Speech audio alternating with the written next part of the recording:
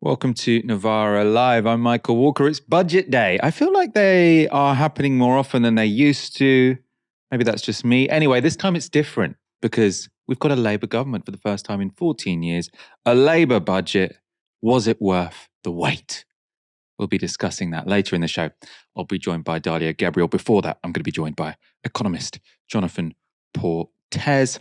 I'll also show you an interview I did with Greenpeace's Doug Parr. There were some climate announcements in the budget, so we talk through those. And at the end of the show, we're going to talk about Robert Jenrick going full Farage. Today was the moment left-leaning policy wonks have been waiting for over 14 years.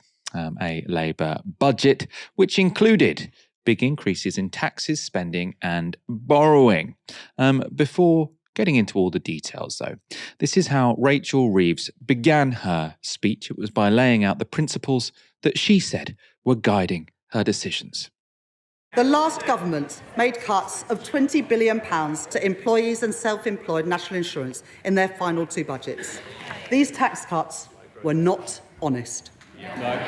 Because we now know that they were based on a forecast which the OBR say would have been materially different. It would have been materially different had they known the true extent of the last government's cover-up. Since July, I have been urged on multiple occasions to reconsider these cuts, to increase the taxes that working people pay and see in their payslips. But I have made an important choice today: to keep every single commitment that we made on tax in our manifesto. So I say to working people, I will not increase your national insurance, I will not increase your VAT, and I will not increase your income tax. Working people will not see higher taxes in their payslips as a result of the choices that I am making today. So that was how the government really been trying to set the scene for this budget for a very long time now. They're saying the guys across from us were dishonest.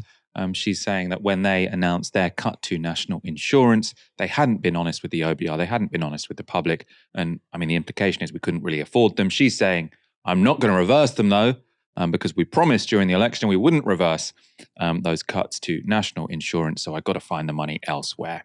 And that's basically what was happening for much of the rest of the speech. Of course, it is worth saying, not increasing taxes on pay slips, which is what she's saying there, doesn't necessarily mean Labour aren't hitting working people in other ways.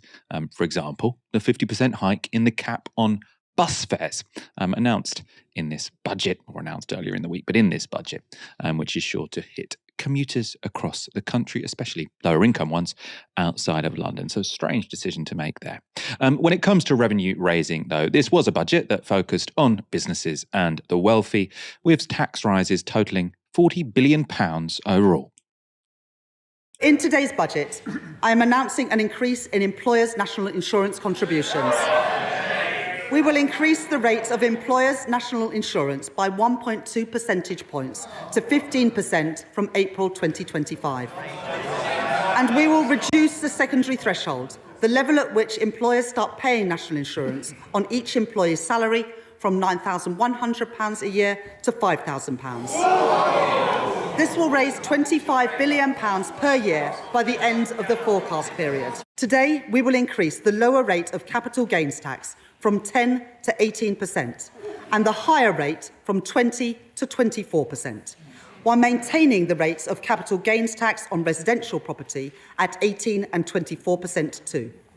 This means the UK will still have the lowest capital gains tax rate of any European G7 economy. The previous government froze inheritance tax thresholds until 2028. I will extend that freeze for a further 2 years until 2030. So those were some of the tax rises. Before the budget, it was widely speculated that extending the freeze on tax bans would be how Reeves would raise a fair amount of money stealthily. So if you freeze the tax bans, you increase income tax without having to actually increase the rates. She actually hasn't done that, so she wanted some credit for that. The biggest revenue generator, in fact, in the budget was by far that increase on employers' national insurance contributions, which at a cost of £25 billion will raise more than half of Reeves' £40 billion tax bump. Increases to capital gains are expected to bring in a further £2.5 billion. The changes to inheritance tax are expected to raise another £2 billion. Inheritance tax always very politically difficult. People hate inheritance tax. I think it's the fairest of all, but I'm in a minority if you sort of poll the public. Reeves also had a surprise for at least one super-rich MP on the opposition benches. Let me update the House on our plans for air passenger duty. And I can see the right honourable gentleman's ears have pricked up. Air passenger duty has not kept up with inflation in recent years, so we are introducing an adjustment, meaning an increase of no more than £2 for an economy-class short-haul flight. But I am taking a different approach when it comes to private jets.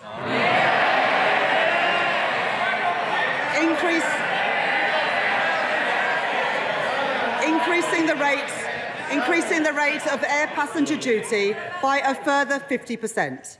That is equivalent to £450 per passenger for a private jet to, say, California. In other good news, the national living wage will go up to £12.21 per hour. That's a rise of 6.7%, which is slightly higher than what the Low Pay Commission recommended earlier this year. And workers under the age of 21 on the minimum wage will see it increase to £10 per hour. That's an increase of 16%.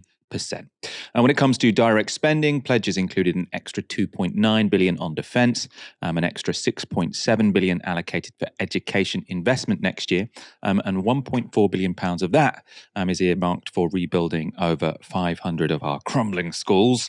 £5 billion were also pledged to deliver Labour's home building targets, £20 billion for the science sector. That'll be over a period of years.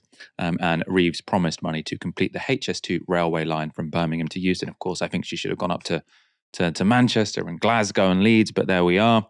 All in all, Reeves pledged to invest over £100 billion in government capital investment over the next 5 years.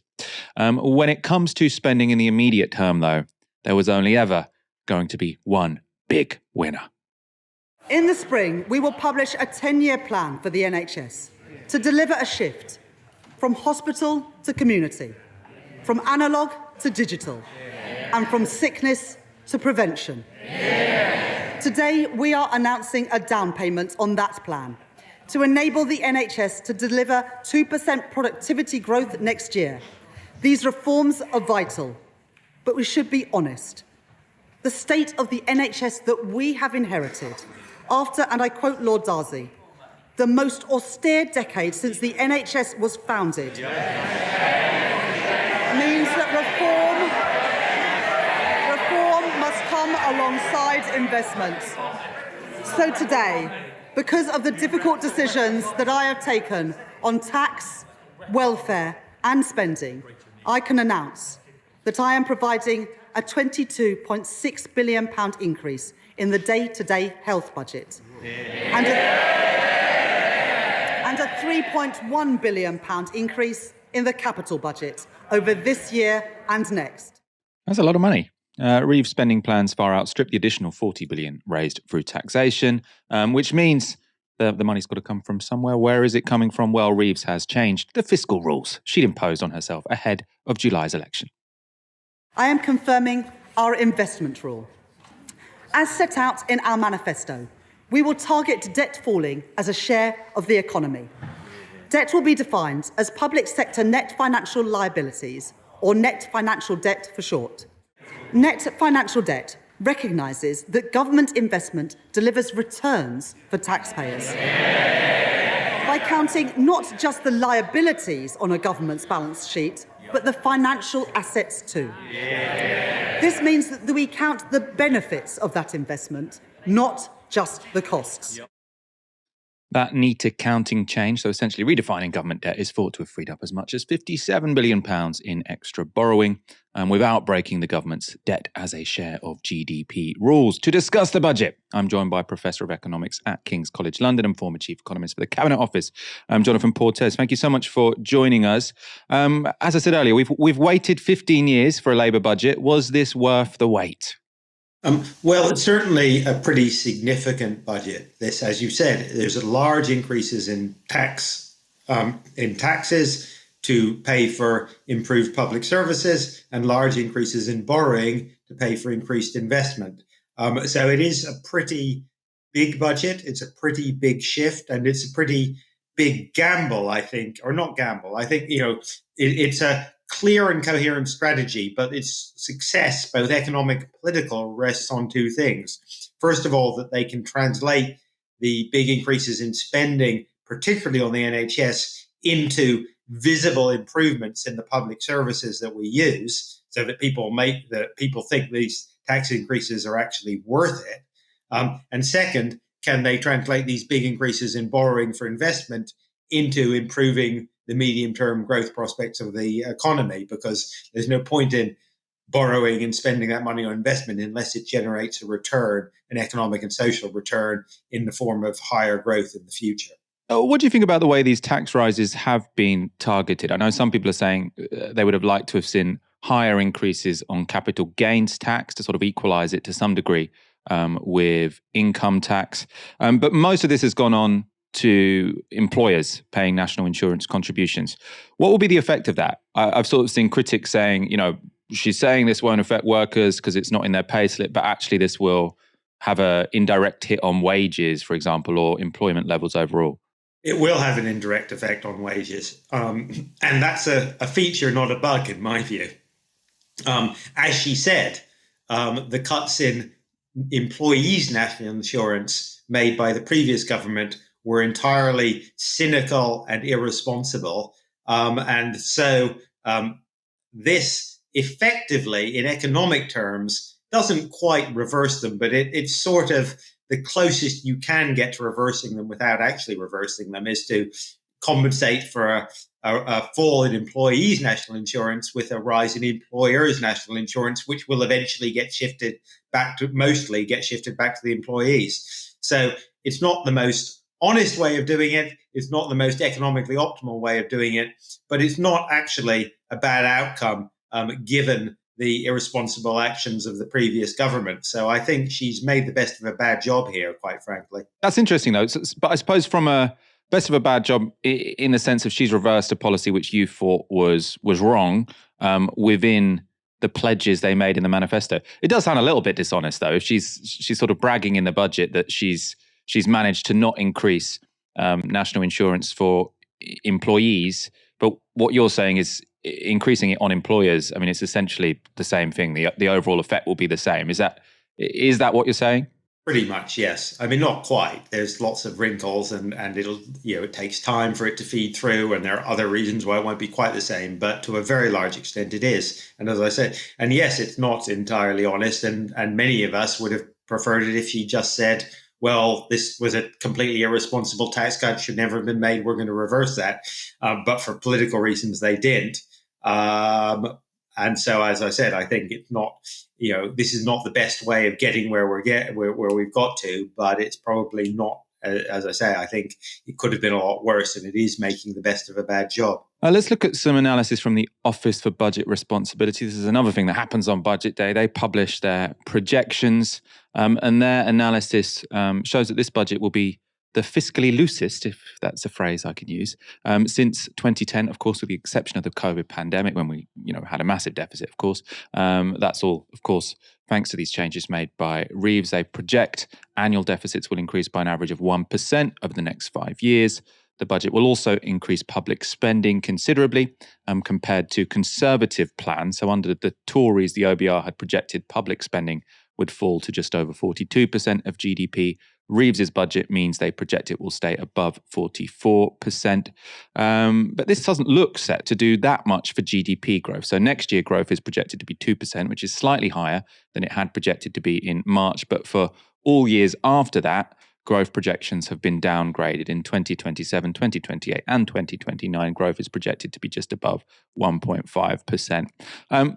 Jonathan, it's those sort of growth projections to me that look like maybe they're the big picture here, because so in the run-up to the election, Labour said, we've got this pledge, we're going to deliver the highest growth rates in the G7, but now their big budget, which they've delivered, the OBR have said, well, it's going to lead to growth levels which in the long run are slightly lower than they were before you did the budget, and they're at 1.5%. Now, it's unlikely that growth rates at 1.5% are going to be the highest in the G7, or if they are, I mean, that's especially disappointing for everyone else.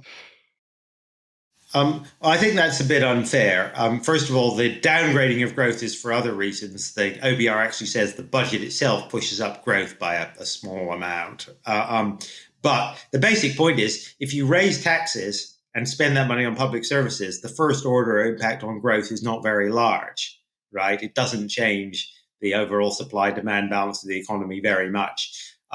The growth impact, what that borrowing is paying for, that extra borrowing that you highlighted, is for significant increases in investment compared to what the previous plans are. And the OBR does say that will have a significant positive impact on growth, just not in the first 5 years, because it takes quite a bit of time for that investment to actually feed through into, first of all, building things and then getting the return on the things that you built in the first place. So the idea that you could suddenly magically increase growth by a lot in the next few years by investing, fairly obviously, it doesn't make any sense, right? You wouldn't expect it to.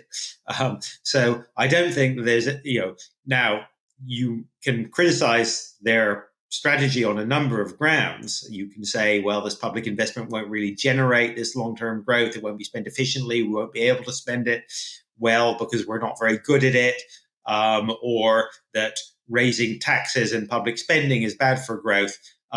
But you can make those criticisms and you can argue about that. But you can't look at the figure you've just said and said this strategy doesn't add up, because these figures are perfectly consistent with the strategy the government have always set out. So I think that is a misplaced criticism. And you, when you were in the civil service, a very senior civil servant, you were chief economist at the DWP and then the Cabinet Office. That was sort of in the new Labour years, so Blair and Brown years. Big picture here, how do you think this budget compares to the Labour budgets you were sort of used to overseeing back in the 2000s? Well, it bears some comparisons with the Gordon Brown increase in NICs to pay for increases in NHS spending. And that did actually work, right? The 2000s saw very large increases in NHS spending and very significant reductions in waiting lists and improvements in quality of service and public satisfaction with the NHS. So we know this can work. Of course, these are very different circumstances, and most importantly, of course, both the economic backdrop in this country and globally is much more adverse than it was then. So this is not a carbon copy of the relatively benign years of the 2000s by any means. But in that sense, I think it does bear some resemblance to the Gordon Brown strategies. This is a Brownite government, I suppose. Is that what it looks like? I suppose what would be the key difference in terms of, I know you're saying the economic context is very different. Can you sort of infer any ideological or political differences between this government and back then? What are sort of the different trends maybe in policy making that we could see within this? I mean, it was a very long budget, wasn't it? An hour and 15 minutes or so. This reflects the sort of global economic context of Bidenomics and the breakdown in the world trade system and increased geopolitical tensions.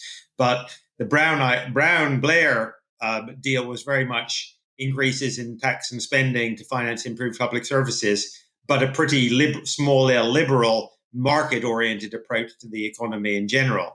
This is more statist, more Bidenomics, if you like, more industrial strategy.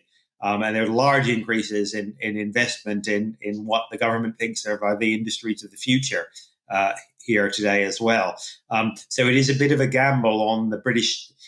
I think in comparison to the Brown-Blair years, one thing is different here. There's a big gamble in the state being able to deliver on these things, that the state can deliver higher productivity and better outputs in the NHS and other public services, and the state can deliver decent economic and social returns from significant amounts of state investment, public investment.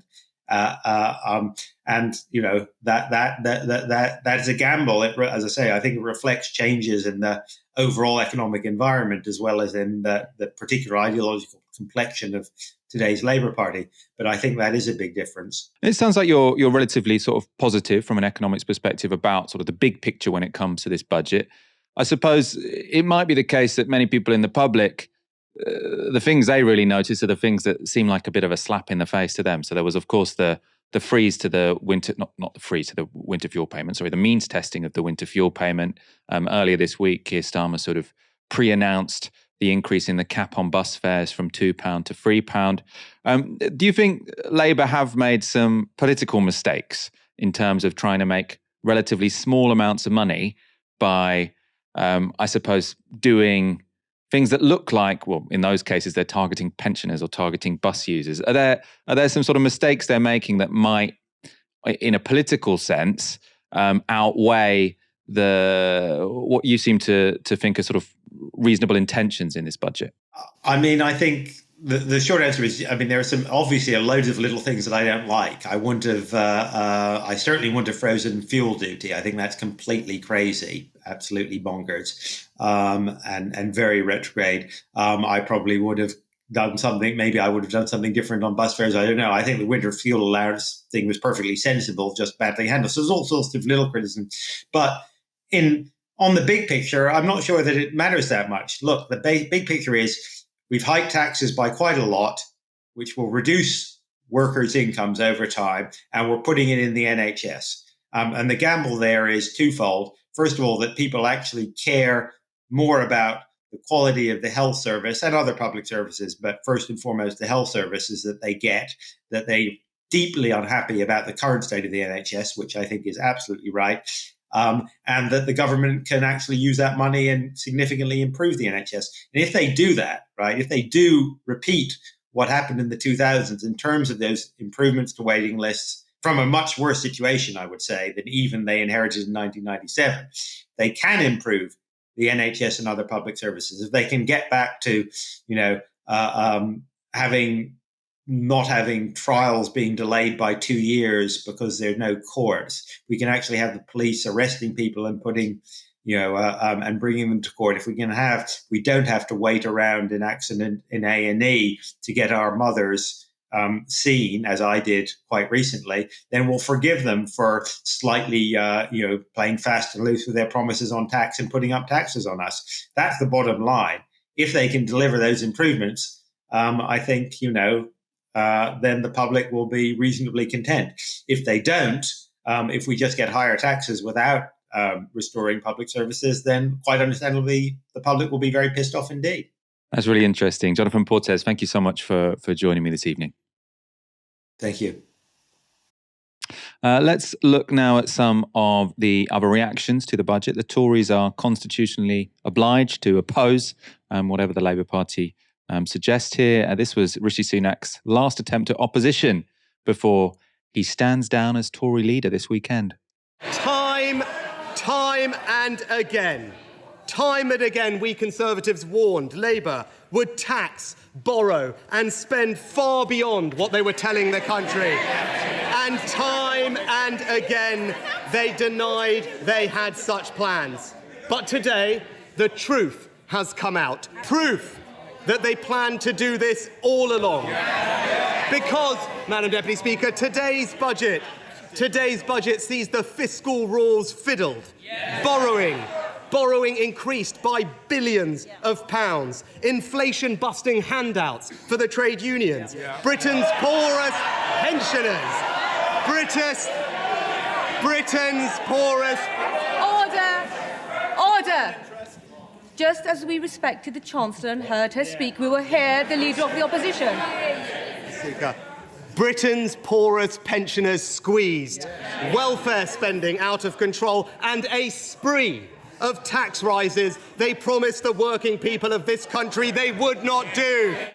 One Tory who took a slightly more sympathetic view was the second shortest-lived Chancellor in the country's history. As far as I understand, the first shortest-lived Chancellor in the country's history actually died in office. So if you take that exception, he was the shortest living Chancellor, I suppose. Makes sense.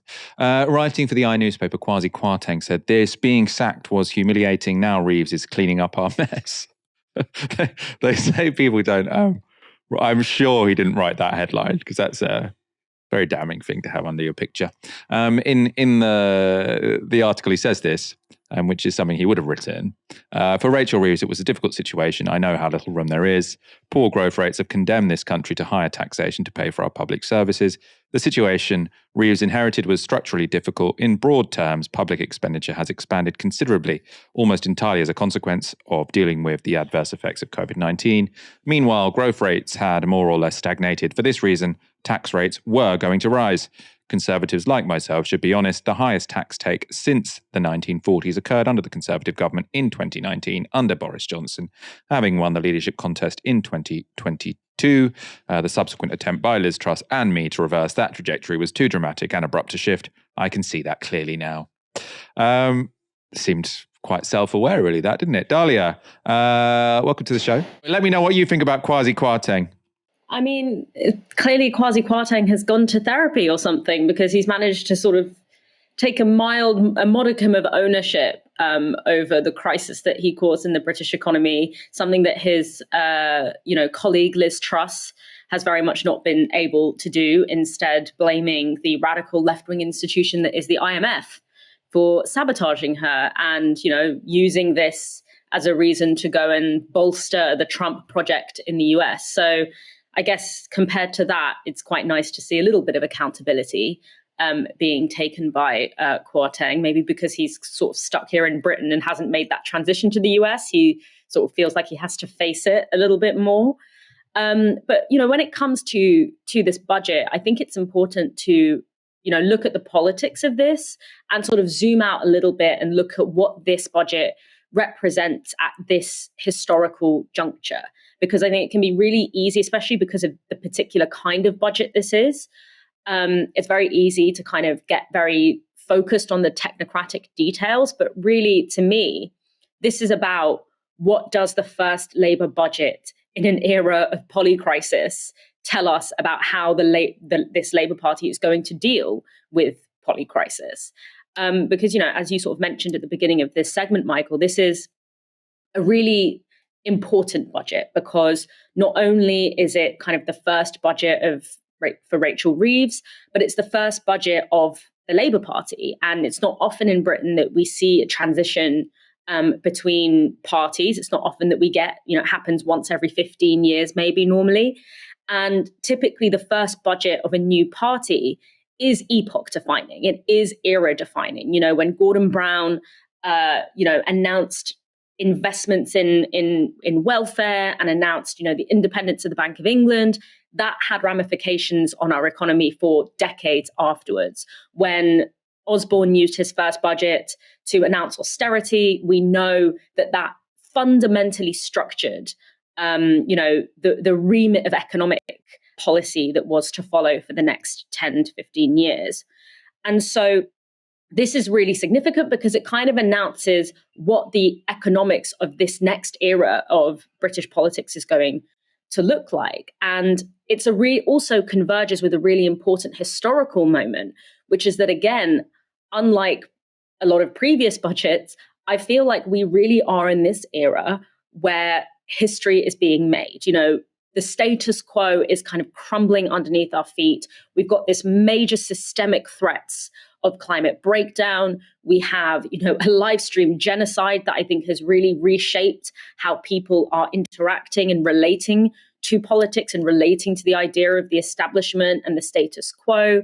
We have threadbare public services. We have kind of, household economics is just not adding up anymore. So we are in this moment of polycrisis where there is an opportunity to meet that moment with a real restructuring of economic logic. And I have to say that for me, this budget really was kind of a cocktail of technocratic obfuscations and technocratic disappointments. Yes, we see higher investment in the NHS, which is something that we really need and is something that is roundly popular and roundly desired.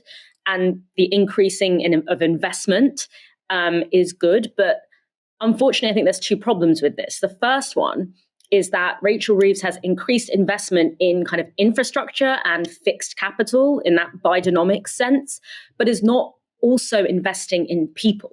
She's not also investing in the things that people immediately, urgently need right now. She's not investing in welfare.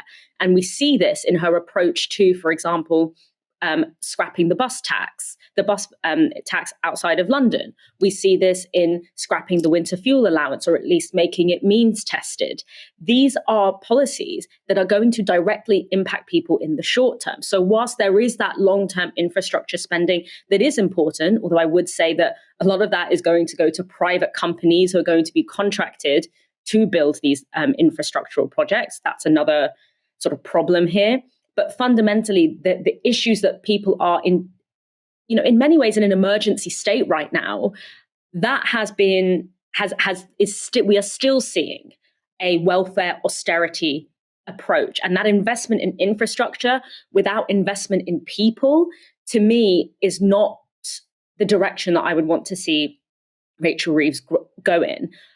I'm also concerned by the fact that I don't think that the tax burden has been fairly distributed. What we need in this moment is to put aside this obsession with growth that is frankly not tenable anymore. It's very unlikely that Britain is going to become the highest growth country in the G7. It's just not realistic.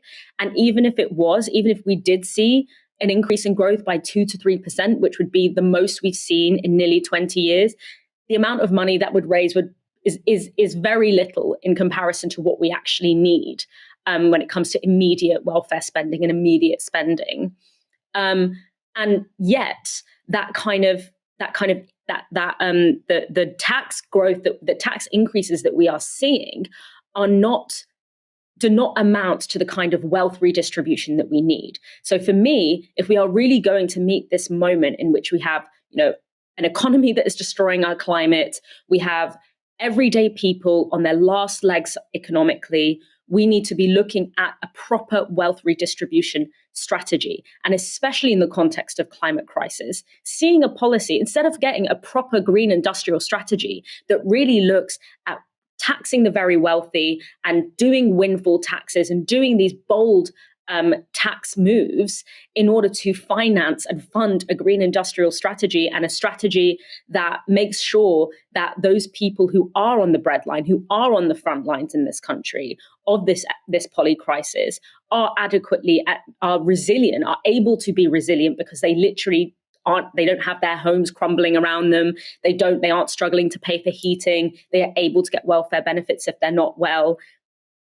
Instead of doing that, we are seeing her making it harder to get public transport, making public transport more expensive. In what way is that a kind of climate conscious approach? It just seems to me that what we are seeing from her, instead of this kind of bold rewiring of the economy that we really need and that would be absolutely within her remit, we're seeing these kind of technocratic fiddling around with these little things that disproportionately are not impacting the very wealthy and are raising small amounts of money to be invested in large infrastructure projects that are, yes, important and will yield good benefits in the future, but don't address the dire straits that we are in right now and the kind of vulnerabilities that people are experiencing, not just in this moment, but that are only going to get worse. So whilst I think that there are there's these tidbits and these little nuggets that she's put that, those on the left would be happy to see, and those who are interested in a progressive economy would be happy to see, the overall vision is not one that meets this current moment for me personally. And yeah, I mean, there's lots of things I think, people still have had little reassurance about. So maybe people on disability benefits, for example, where the Labour government have said they will take forward some of the Tories' reforms, but I think we're yet to see the details on those, so we'll have to keep an eye on that. You mentioned the climate crisis. With the general public most concerned about the cost of living, climate change wasn't a core feature of Rachel Reeves' first budget, but it also wasn't entirely absent.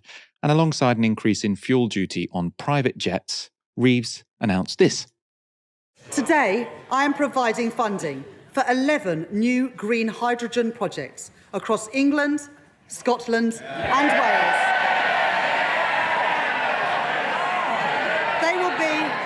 They will be amongst the first commercial-scale projects anywhere in the world, including in Bridgend, East Renfrewshire and Barrow-in-Furness. I generally like government investment in new climate technology, so I have a bias in terms of announcements like these. But you can certainly see a logic when it comes to investing in green hydrogen. Hydrogen itself is a completely clean fuel. You can burn it just like oil or gas, but the only byproduct, instead of carbon dioxide or other toxins, is just water. Right? Hydrogen is already used extensively in various industries, including in the production of fertilizer, but you could essentially use it for nearly everything that you use oil and gas for. Now, that doesn't mean we want to use it for everything we currently use oil and gas for. For example, electric cars seem to be the best technology when it comes to driving, when it comes to sort of personal car use. Hydrogen, though, could be useful in some of those areas where battery power doesn't seem to be quite so functional. So, for example, with aeroplanes, it could be the case that hydrogen would be useful. There's also certain industrial production practices where battery power doesn't seem like it will really do the job. So in that case, hydrogen could be helpful. Now, with hydrogen in general, there is a catch. It takes a lot of energy to produce it. And at the moment, 99% of hydrogen is produced using fossil fuels. You can guess that's not particularly good as a climate solution. You're creating a green fuel by using dirty fuels. Not good. That's called grey or blue hydrogen. Green hydrogen, though, is produced only with renewable energy. So you get a clean fuel produced with renewable energy. That's good, right? You make it by putting an electric current through water that separates the hydrogen from the oxygen, and then you can use that hydrogen for whatever you need it for, as I was saying before. At the moment, green hydrogen is much more expensive than non-green hydrogen. Hence, it doesn't get produced very much. It's not financially viable. Government investment, of course, could hopefully change that and hopefully bring down the price. So this is an announcement I'm fairly pleased with. Earlier today, I spoke to Doug Parr, Chief Scientist at Greenpeace UK, to see if he was equally enthusiastic. The investment into green hydrogen is a good thing. We need to do it for two reasons, possibly even three reasons. One, of course, we need to do it for climate, because we need this capability to do different things with a clean fuel. We also need it because there's a lot of activity on hydrogen going from China through Europe to the USA. Everybody's in this field and everybody's taking an interest in hoping to kind of capture the market. And obviously, related to that, the third reason is that if we get it right, then we can start to both demonstrate the kind of new industries that we need for the future, but also garner some of the employment that will come from being ahead of the pack elsewhere. It's not a load of money, though, is it? It's £2 billion. I know Greenpeace, because I spoke to your colleague previously, were less keen on carbon capture and storage. But as far as I understand it, the government have sort of pledged around £20 billion on that and only £2 billion on green hydrogen. So do you think they've maybe got that the wrong way round in terms of sort of the total quantities they're investing in each technology? Well, we are pretty sceptical about much of the kind of carbon capture and storage that the government is interested in. We see this as a pattern of behaviour around the world, and when you look at the life cycle analysis, that this is carbon capture and storage in association with fossil fuels is not really a zero carbon solution. It's not even particularly close in many instances. So we don't think that's a good plan. There are limited places where carbon capture and storage is going to be a necessity, as far as we can see. But we do want to see the emphasis to shift to clean hydrogen, to green hydrogen that we've been talking about. What I would say is that this $2 billion is going to be sent over a relatively short period of time, whereas the $22 billion that government is planning on CCS seems to be spent over quite a long period of time. So I think there's a bit of upfront investment to try and get green hydrogen going, and then we'll see where it goes. I mean, people like Bloomberg have suggested that before too long, green hydrogen will actually be cheaper than the kind of hydrogen that comes from fossil fuels anyway. We'll see when that happens, but that's certainly a decent possibility, and we want to see that happen. And we'd like to see that happen in the UK. Investing in these untested, is untested the right? Let's say that they're not really mature technologies. We haven't got green hydrogen sort of at a level where it can compete in the market. this is exactly the kind of thing that the government should be investing money in, right? You know, if people say, why aren't they just spending the money on solar panels and wind farms? Is that because private industries are willing to spend money on solar panels and wind farms, and the state really has to step in when it's a technology which I suppose could in theory fail? So they are risking their money, but it's worth it in the long run, probably, if one of these bets pays off for humanity, if not for a private investor. I think what we're going to see is that there is a need to spend money on innovation and new things in order to get some of them are going to fail and some of them are going to work. Now, the physical principles behind the production of green hydrogen are well understood. So there's no physics issue, but there's obviously a kind of commercial practicality issue in delivering the kind of thing that we want to see. And that's why at this stage, there isn't really a practical way of delivering that looks commercial on the green hydrogen front. So that's why it's good that the government is stepping in and putting money in at this point to try and accelerate the development of these group of technologies that are going to give us the green hydrogen we need. It's different with solar and with onshore and even offshore wind. Actually, we have a system and policy structures that allow private investment to do the heavy lifting, if not all the lifting. And given the state of the public finances and the challenges in borrowing huge amounts of money, because that's what we would be talking about if we took if the state were to do a big role in generation. It seems like if you've got a bit of money to borrow, it's better to put it into those new technologies where you can accelerate their development rather than trying to replace the private money that would be flowing into it if we keep policy structures right.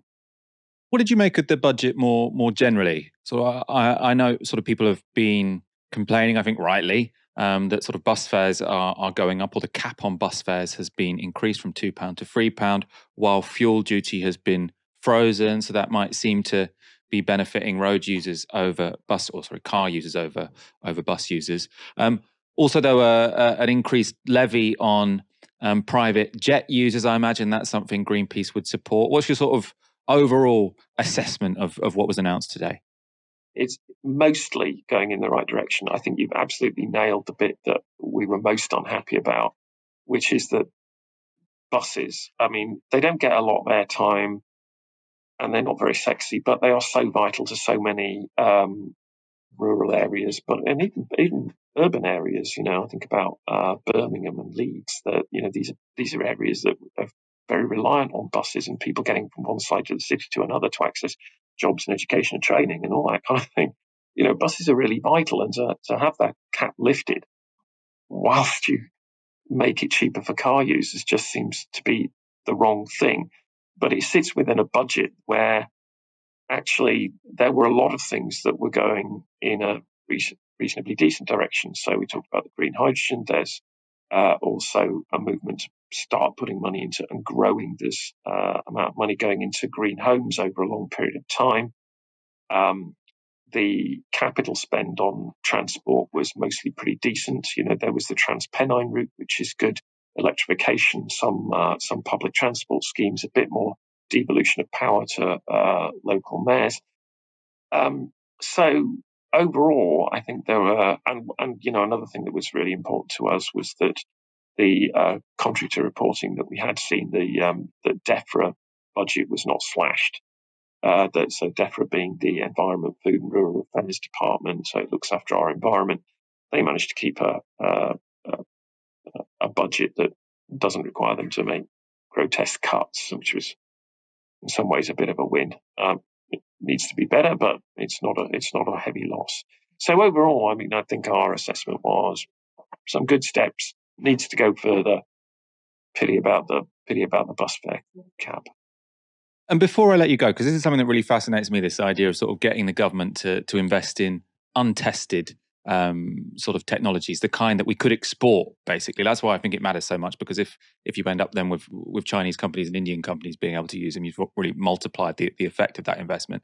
If sort of Rachel Reeves was to say, oh, I've got another £2 billion, we put £2 billion in green hydrogen already, what's the sort of untested technology that you think, or untested, as I say, the immature technology that the government should be investing in at the moment that they're not yet? What's your sort of, what would you be pointing towards to say that's where we should be looking? One thing that's really topical, because of the challenges that we're facing, and where we do see quite a bit of international energy starting to develop, is around creating steel without using coal. And you create steel, which globally is a huge producer of carbon dioxide emissions. You produce it using green hydrogen, where the technology is not fully tested out, but you'd need to do it on a suitable industrial site. I mean, we suggested they should do a trial plant down at Port Talbot.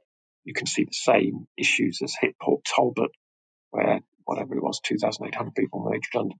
You could see the same things potentially, unfortunately, starting to appear around Scunthorpe.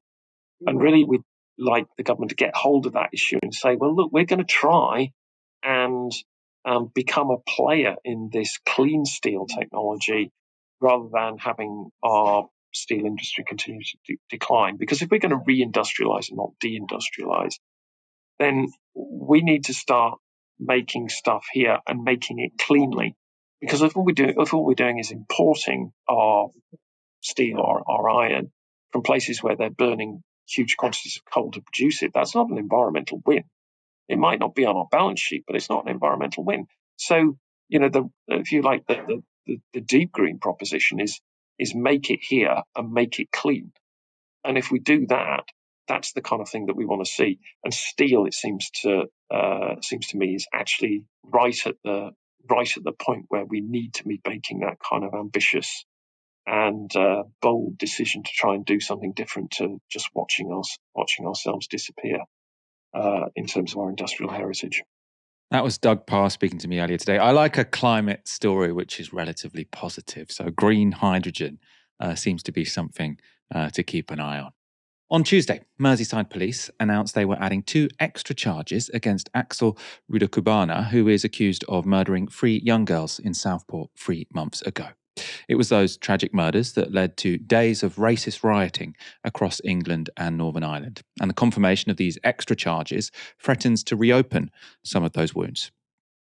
The 2 further offences relate to evidence obtained by Merseyside Police during searches of Axel Rudakubana's home address, as part of a lengthy and complex investigation which has been ongoing since the 29th of July.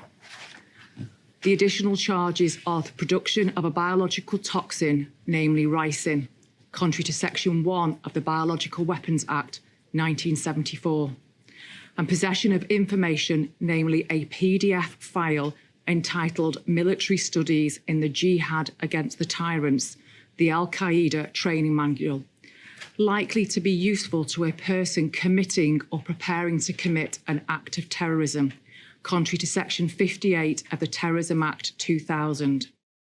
That was Chief Constable Serena Kennedy announcing that as well as being charged with murder and attempted murder, Rudakubana is facing terrorism charges. Kennedy was, however, clear this did not mean the Southport attack itself was being treated as a terrorist attack. That's because that would require terrorist intent, and Merseyside Police have said no motive had been established for that horrific attack. But why did it take 3 months to announce the extra terrorism-related charges? On that question, Kennedy said this: "You may have seen speculation online that the police are deciding to keep information from the public. That is certainly not the case. We have been given extensive guidance from the Crown Prosecution Service in relation to what we can say publicly to ensure the integrity of the court proceedings are protected, and therefore we are restricted in what we can share with you while proceedings are live." But Tory leadership candidate Robert Jenrick has clearly sensed an opportunity. Immediately after those extra charges were announced, he released this video on social media. As the dad of 3 daughters, the Southport attack hit me personally. Of course, the legal process needs to be respected, but I'm seriously concerned that the facts may have been withheld from the public here. The government and authorities told us for months that they were not treating this as a terrorist incident. But today, the attacker has been charged with terrorist offences, and it has been revealed that he has been allegedly reading terrorist manuals. This atrocity was of immense public concern. The public had the right to know the truth right away. Any suggestion of a cover-up will permanently damage trust in whether we are being told the truth about crime in our country. So Keir Starmer must urgently explain to the country what he knew about the Southport attack and when he learnt it. Across the board, the hard reality of mass migration is being covered up. The public can see with their own eyes that they are being gaslit by the liberal elite. I think there's always something a little bit cowardly about that sort of turn of phrase. Any suggestion of a cover-up would damage public trust. Well, it's Robert Jenrick who is suggesting there is a cover-up, right? Literally he's not, because he's saying, if there were to be a suggestion, that would be damaging to public trust. It's you making the suggestion, right? Jenrick went on as well to make the same argument on LBC. I'm asking the question, why was this information not put in the public domain sooner?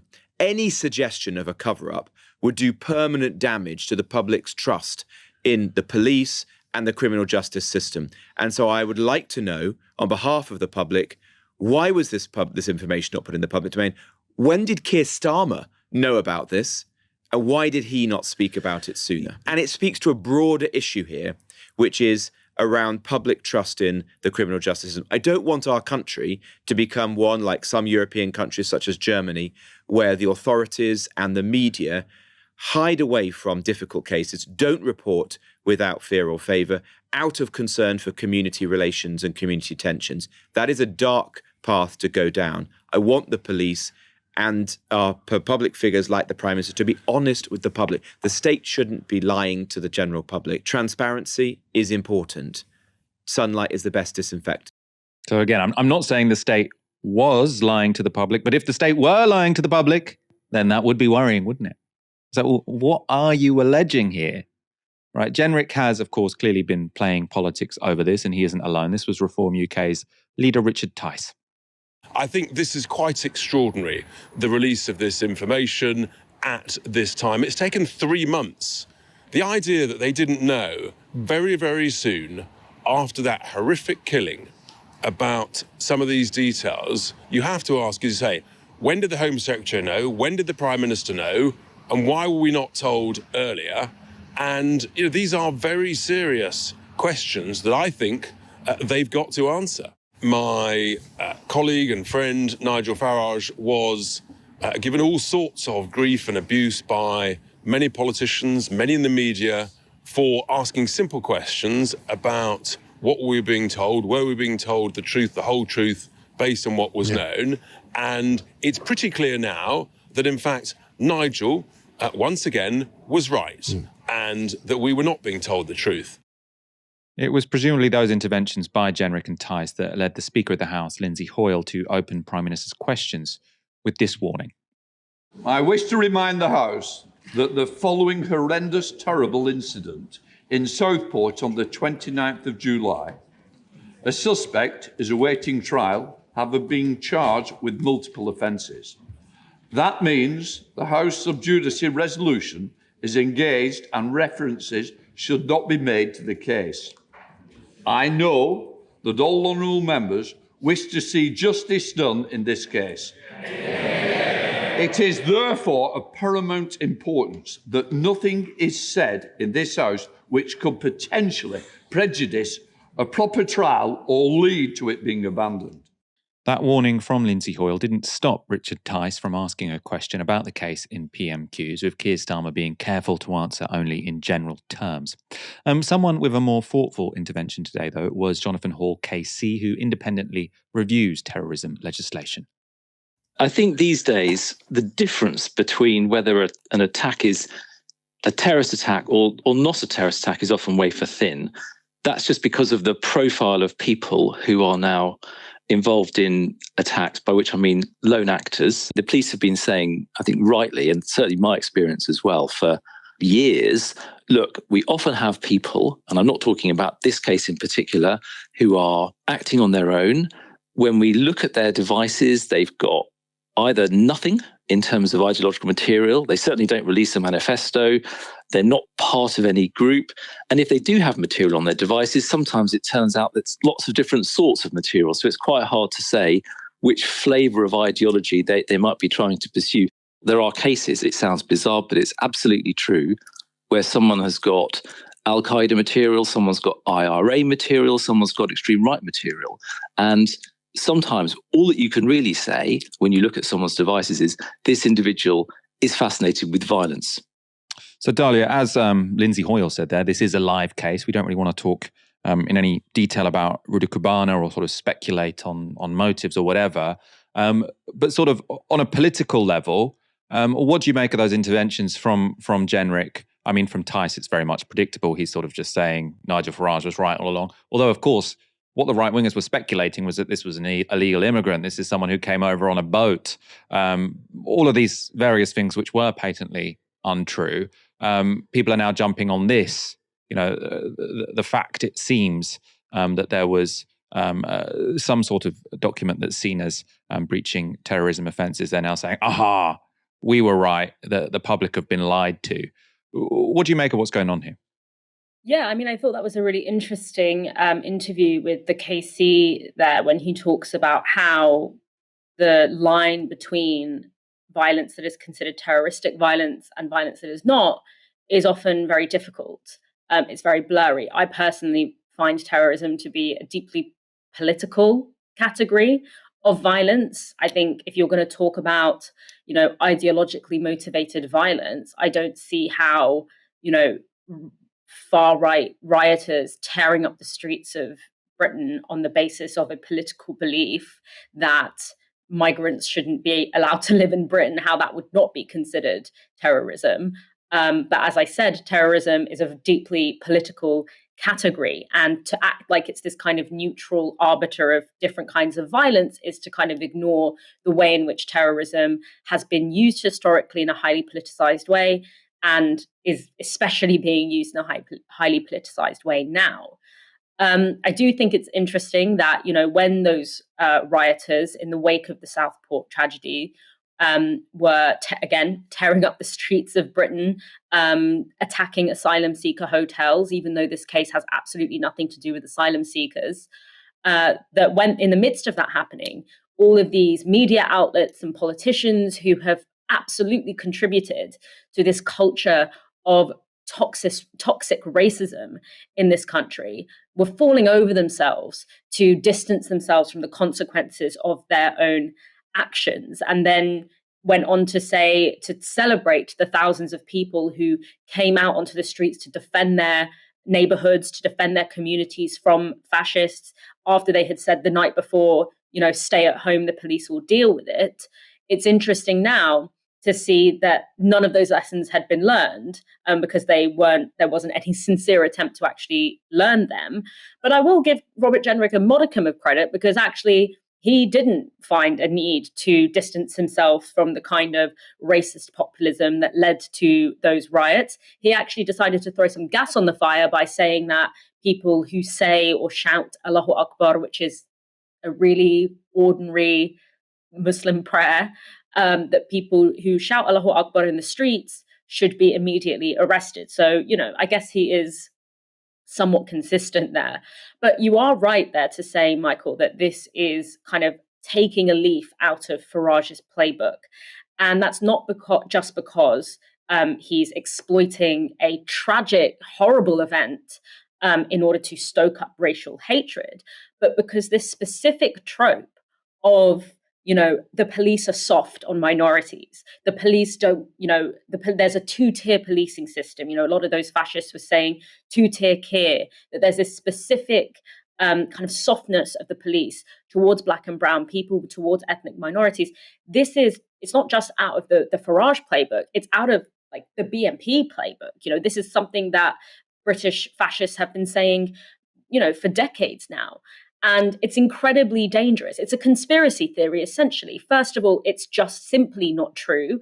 Black and brown people are disproportionately policed according to every metric. They face harsher policing at every stage of the process, right through to prosecution.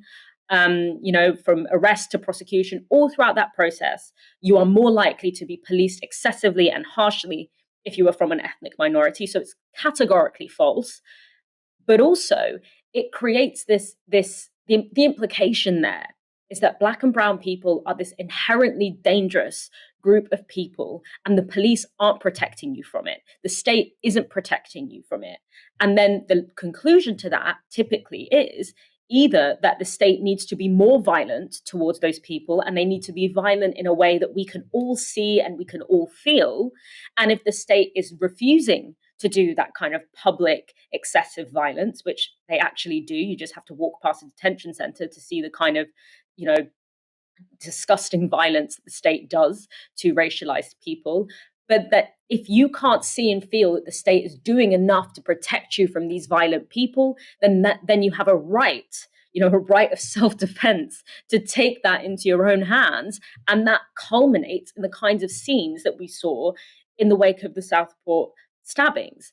And so to me, this is Robert Jenrick drawing on a long history of British fascism, and as a Conservative Party leadership candidate, completing this long process that we've had of British fascism and far-right politics being dragged right into the centre and right into the mainstream of British politics. And so it's deeply concerning, and particularly in that statement, he again, very irresponsibly, not only draws this line from the tragedy that happened in Southport to migration, even though the two are not connected. But he also argues that essentially an exception needs to be made to normal kind of behavior, normal protocol around this, which is that when there is an active case, you do not prematurely or cast aspersions on what the motivations or what crime has been committed. That's protocol. And Robert Jenrick is coming out and saying, because this crime, I'm viewing this crime as a black or a brown crime, then we need to make an exception. And that is at the heart what racism is. Racism is about saying that we have a precedent, we have protocol, we have norms, but when the subject of these norms are racialized people, black and brown people, exceptions should be made. And those exceptions often look like a violation of the rights that otherwise we are meant to enjoy in this country. And so there's multiple reasons why Jenrick, as a Conservative Party candidate, leadership candidate, parroting these kinds of lines, it is concerning, but it also kind of belies a trend that we have been seeing in the Conservative Party, not just in the past couple of years, but that kind of the fascism creep of the far right into the Conservative Party has long been a problem that we have been grappling with in this country. It's interesting. We've got to wrap up. We've run over time a little bit. Dalia, thank you so much for joining me this evening. Thanks for having me, Michael. And thank you everyone for watching tonight. Come back tomorrow for another show from 6 p.m. For now, you've been watching Novara Media. Good night.